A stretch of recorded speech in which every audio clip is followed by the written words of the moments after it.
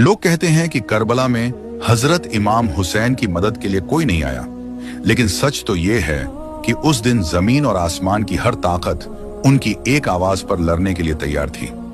ये वाकया आशूरा के दिन का है। जिन्नात का बादशाह जाफर जिन अपने दरबार में तख्त पर बैठा जश्न मना रहा था।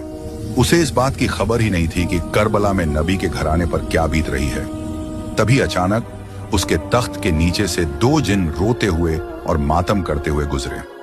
जाफर ने उन्हें रोका और पूछा, अरे आज तो खुशी का दिन है, तुम लोग क्यों रो रहे हो? उन जिन्नात ने रोते हुए जवाब दिया, ऐ बादशाह, आपको खबर नहीं, अभी हमारा गुजर यानी करबला की जमीन से हुआ। वहां हमने देखा कि रसूल अल्लाह के प्यारे नवासे हुसैन इब्ने अली खून में लथपथ हैं। उन पर तीरों की बारिश हो रही है और वो सजदे में हैं। ये सुनते ही जाफर जिन के पैरों तले से जमीन खिसक गई। उसने फौरन जश्न को रोका, सर से ताज उतार फेंका और जंगी लिबास पहन लिया।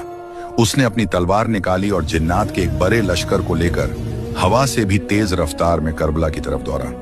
जाफर कहता है, जब मैं करबला की फिजाओं में पहुंचा तो मैंने एक अजीब मंजर देखा। वहां सिर्फ यजीदी फौज नहीं थी, बल्कि आसमान से लेकर जमीन तक फरिश्ते, अंबिया और जिन्नात की कतारें खड़ी थीं। वो सब अपनी बारी का इंतजार कर रहे थे कि इमाम हुक्म दें तो वो दुश्मनों को खत्म कर दें। भीड़ इतनी थी कि जाफर को रास्ता नहीं मिल रहा था। तभी इमाम हुसैन ने नजर उठाई और पुकारा, जाफर मेरे पास आओ। जाफर जिन रोते हुए इमाम के कदमों में गिर गया और अर्ज की, आका मेरे पास जिन्नात की बहुत बड़ी फौज है, मुझे इजाजत दें, मैं पलक झपकते ही इन यजीदियों को राख कर दूंगा, इनका नामो निशान मिटा दूंगा। मगर इमाम हुसैन ने बड़े ही सुकून से फरमाया, नहीं जाफर, रुक जाओ।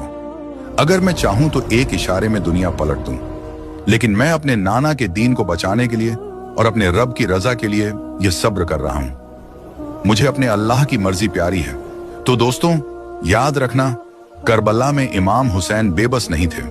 कायनात की हर ताकत उनके हाथ में थी, लेकिन उन्होंने तलवार नहीं उठाई ताकि इस्लाम जिंदा रहे। करबला का यह मंजर बताता है कि जीत हथियार की नहीं बल्कि सब्र की होती है।